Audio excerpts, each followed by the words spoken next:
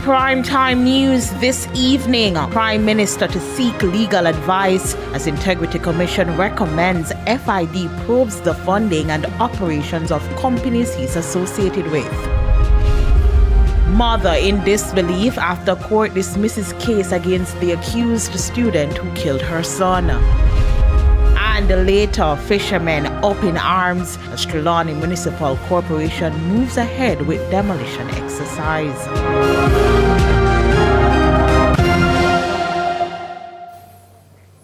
Good evening and welcome to Primetime News. A special welcome if you're watching on TVJ International in the Cayman Islands or online at onespotmedia.com. I'm Giovanni Dennis. And I'm Janella Precious with a preview of what's to come in business news. Here's Andrea Chisholm.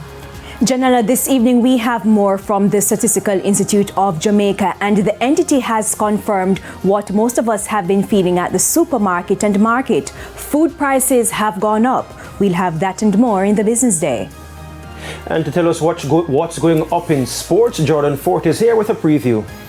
Well, I can tell you that saga between the JFF, Very United, and who is registered and certified to coach Very United is deepening. I'm going to have the details in Primetime Sports Tuesday.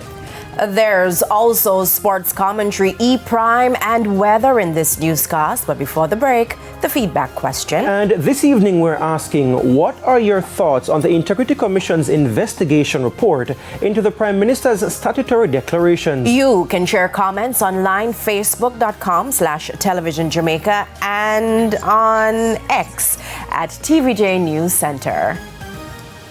Please stay with us. Primetime News returns right after this break.